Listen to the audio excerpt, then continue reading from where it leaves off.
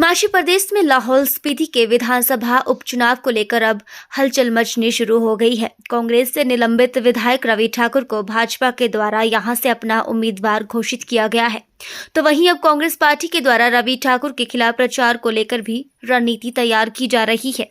ऐसे में जिला लाहौल स्पीति कांग्रेस के महासचिव सुरेश कारदो ने भी विधानसभा उपचुनाव लड़ने की दावेदारी जताई है और इस बारे में कांग्रेस कमेटी को भी सूचित किया गया है।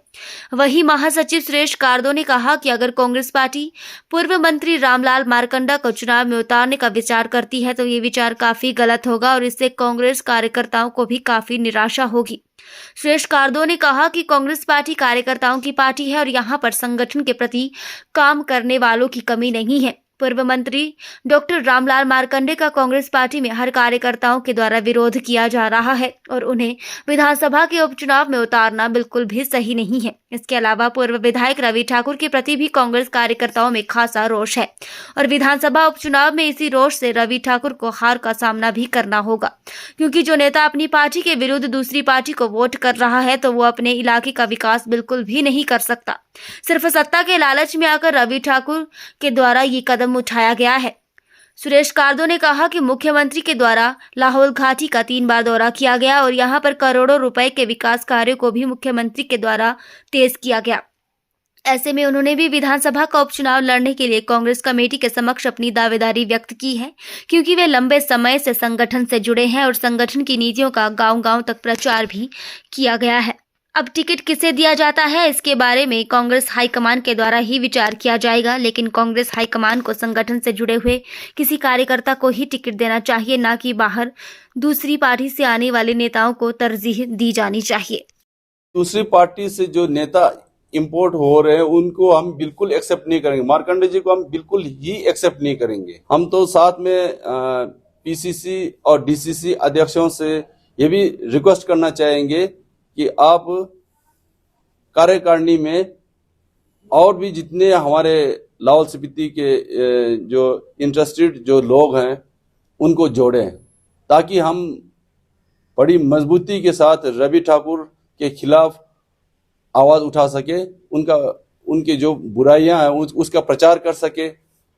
हम तन मन धन से कांग्रेस पार्टी को एकजुट होकर जिताएंगे। जो आदमी अपनी पार्टी के अगेंस्ट वोट दे रहा है वो किस हक से ये बात कह रहा है कि वो लाहौल स्पीति के हित के लिए वो वोट कर रहा है। जो अपने पार्टी के जो हेड हैं, हमारे सीएलपी लीडर हैं, पीसीसी अध्यक्ष हैं, हमारे चीफ मिनिस्टर जी हैं, उनके आदेश का उल्लंघन करके जब दूसरी पार्टी को आप कांग्रेस का कैंडिडेट होने के नाते दूसरी पार्टी के कैंडिडेट को वोट दे रहे हैं, आपको ये हक ही नहीं बनता कि आप कैसे कह सकते हैं। हम तो पूरे लाहौल स्पीति के जो जितने भी पदाधिकारी हैं, हम सभी एक साथ रिजाइन कर देंगे। सीएम साहब मात्र ये 1.5 साल के कार्यकाल में सीएम साहब 3 बार लाहौल स्पीति का दौरा कर चुके हैं और वो भी -9 डिग्री टेम्परेचर पे। और रही बात बीजेपी सरकार की, धूमल गवर्नमेंट बोलो चाहे जयराम गवर्नमेंट बोलो, तो 5-5 साल लाहौल स्पीति की जनता इंतजार करती रही। वो तो 5 साल में एक बार भी दोनों चीफ मिनिस्टर्स लाहौल स्पीति का दौरा नहीं किया दोनों ने।